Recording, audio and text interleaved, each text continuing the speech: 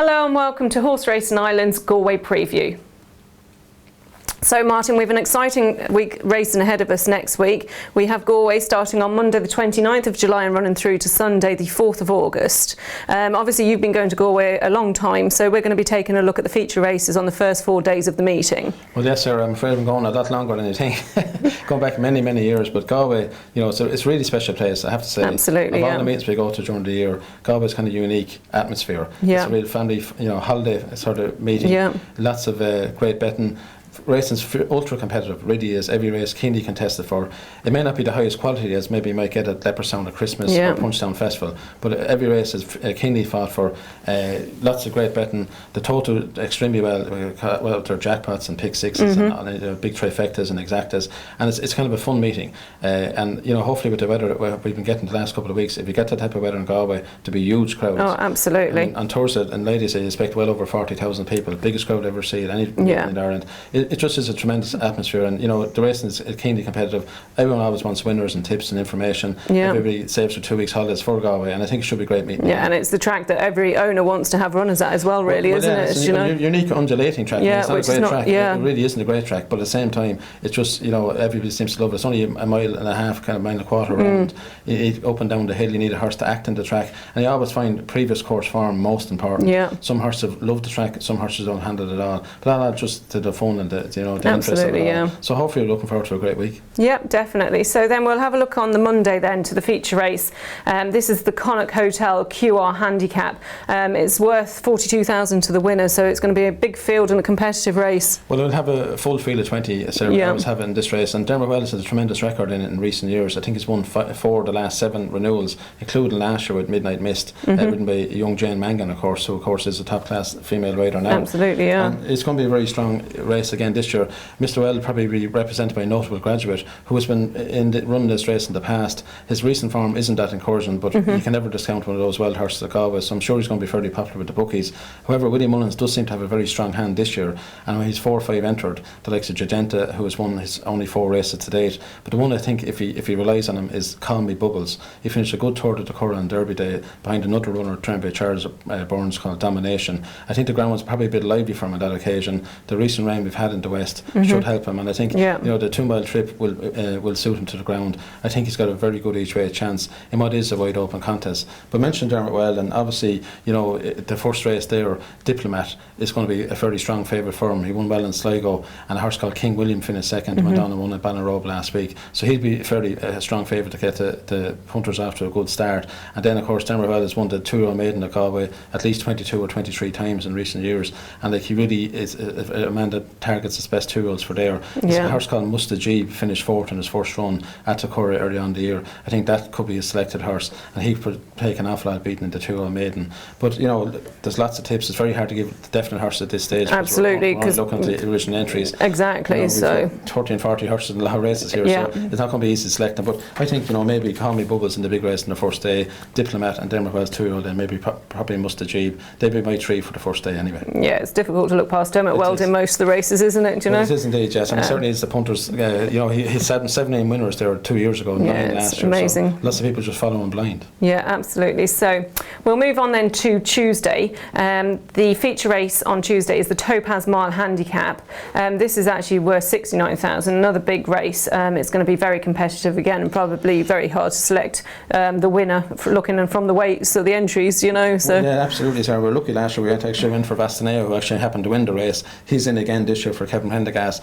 I think he wants softer ground. He's up a bit in the weights as well, so whether he can win it a second time remains open to question. The top weight here is Tracy Collins as Captain Joy, a very, very high class performer. This fella toured at Curra in a listed race last time out on Derby Day. That was a very good run. Second to Fisalana in the Premier Handicap at the Curra over a mile on Guineas weekend, and Fisalana went down and won our next 2 starts at group level. So this is very good form for Captain Joy. He loved the ground, but off 10 stone 1, he really will need to be at the top of his game Yeah. give weight all around. Well, I expect him to run very well. There's probably one or two lower down in the weights that you would have to fancy. There's an interesting horse again at Dermot Wells called Stucador. He got beaten in a race here last year off a mark of 68.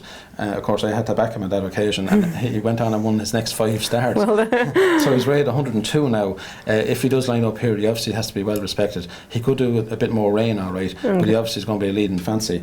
There's also a couple of English raiders too that you'd have to be careful of. Global Village Challenges from England. That's going to be an interesting one. I think Chris Hayes raced that one. And the one I do like myself is Johnny Murtagh's Campanology. Ran a good fourth at that Curragh race to Fissalana in May. Ran at Ascot then. Didn't get the clearest of runs on that occasion. Yeah. But this is first run back. I think, Johnny has made a tremendous start to his training career. I think Campanology is certainly one I'd be keeping an eye out here. It could be 8 or 10 to 1, and I recommend him each way in what should be a very, very good race. Yeah, and just to say, like, obviously, the English owners are all wanting to, have the runners over here in Galway as well. It shows how competitive the racing is. Yes, it is indeed, and a lot of them are Irish-based owners, so I just love to have a runner at Galway. It's just a very popular meeting now, and I think it's worth pointing out to say that the Total is sponsoring the Pick 6 bet, which of course you have to pick the first 6 winners on any day at Galway. 100,000 is the actual the dividend as such, or the pool, which is going to interest huge people to get 6 winners at Galway in one day. Obviously next to impossible, but certainly well worth a go. Yeah, absolutely. For small money you can get a really good run,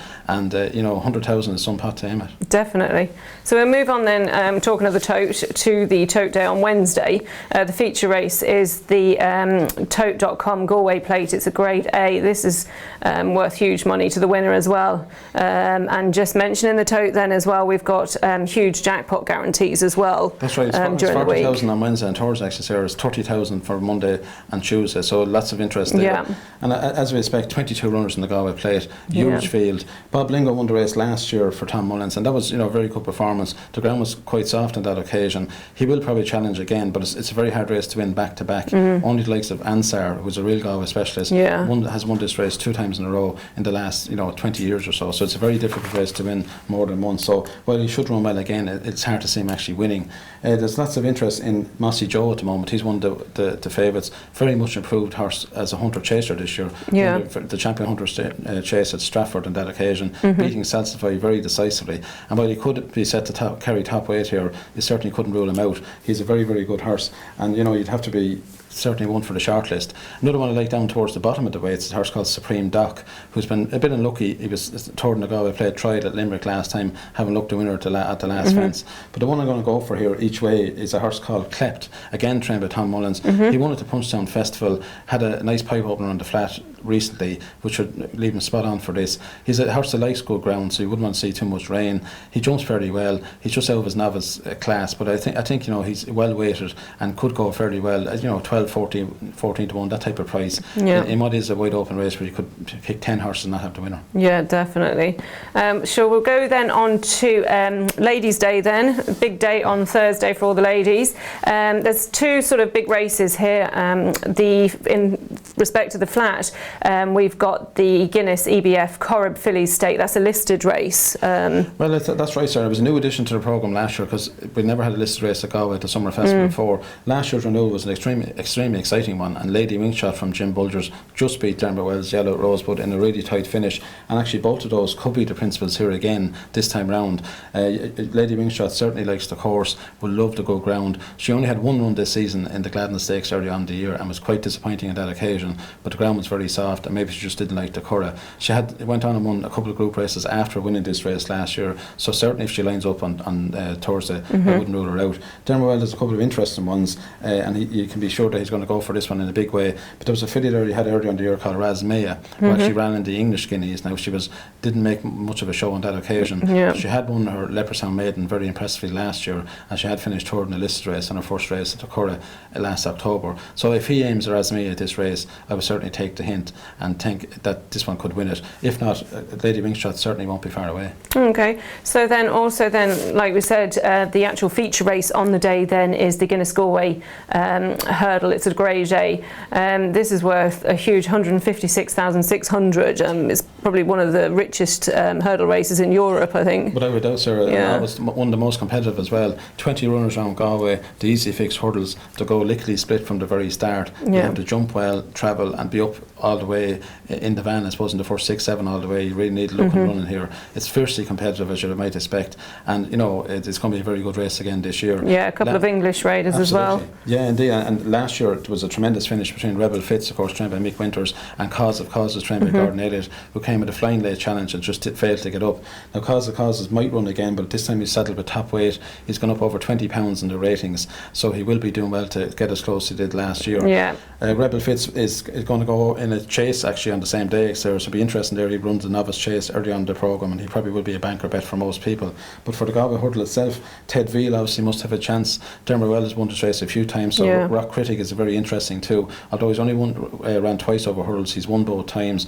His first run in the handicap, it might be going a bit quick for him, and while he could be short enough price, I wouldn't be recommending having too much on because he has lack of experience over hurdles. Down towards the bottom, Mission United certainly makes plenty of appeal for Michael Winters. I'd say he's trained Rebel Fitz to win last year, so he knows what it takes. This is a very consistent mare. Very consistent, yeah. Been running on the flat lately to kind of protect her handicap mark. She sneaks in here off about 10-6, so I think she really has a good chance. And also the first reserve at the moment, a horse called Rawnack, trained by Matthew Smith, a young trainer. He's very much improved horse, both on the over hurdles and on the flat, and I think he could go well at a decent price. He's priced around 14 to 1 at the moment, and I think if Rawnack gets into the race, which I think he will do, he's going to carry my €5 each way anyway, certainly, in what should be a thrilling race. Okay, so hopefully then we've helped you to select some winners for Galway next week. Hopefully you're all heading off down there along with Martin. So thank you for watching.